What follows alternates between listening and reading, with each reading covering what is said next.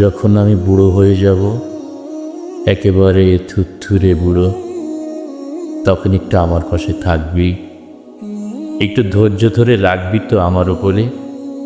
ধর, যদি তোর দামি কাঁচের বাসনটা আমার হাত থেকে পড়ে যায় হঠাৎ, কিংবা তরকারির বাটিটা উল্টে ফেলি টেবিলের উপরে, আমি যে তখন অত ভালো দেখতে পাবো না রে।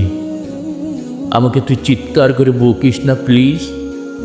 বুড়োরা যে সারাক্ষণ নিজেদেরই অবহেলিত মনে করতে থাকে, তুই জানিস না? আমি একদিন আর কানে শুনতে পাবো না, একবারে বুঝে ফেলতে পারবো না তুই কি বলছিস।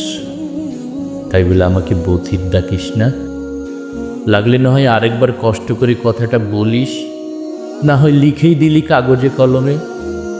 আমাকে ক্ষমা করিস রে, আমি যে প্রকৃতির নিয়মে বুড়ো হয়ে গেছি, কি করব বল।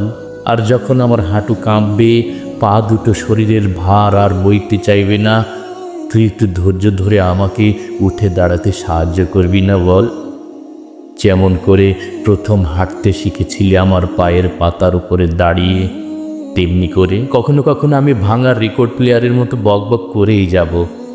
তুই একটু শুনিস কষ্ট করে, আমাকে নিয়ে হাসাহাসি করিস না প্লিজ। আমার বকবাগানিতে অধৈর্য হয়ে যাস না রে। তোর মনে আছে ছোট্টবেলায় তুই একটা বেলুনের জন্য কেমন ঘ্যান ঘ্যান করেই যেতিস আমার কানের কাছে, যতক্ষণ না তোকে আমি সেটা কিনে দিতাম? মনে পড়ছে তোর?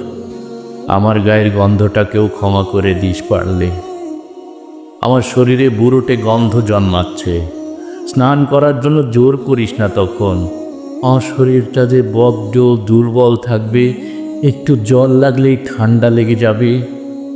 আমাকে দেখে নাক সিটকাস না প্লিজ। মনে আছে ছোটবেলায় তোর পেছনে আমি ছুটতাম আর ছুটতাম, তুই স্নান করতে চাইতিস না বলে। তুই বিশ্বাস কর, বুড়োদের এমনই হয়।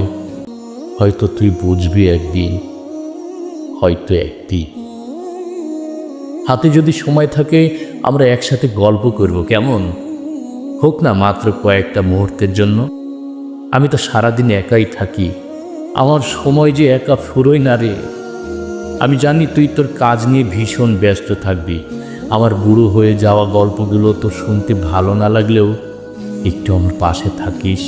তোর মনে আছে কতবার তোর ছোট্ট পুতুলের গল্প আমি শুনতাম, শুনেই যেতাম, আর তুই বলেই যেতিস একদিন আসবে, বিছানায় পড়ে থাকবো, আমার একটু যত্ন নিবি সেদিন। আমাকে ক্ষমা করে দিস যদি ভুল করে বিছানা ভিজিয়ে ফেলি।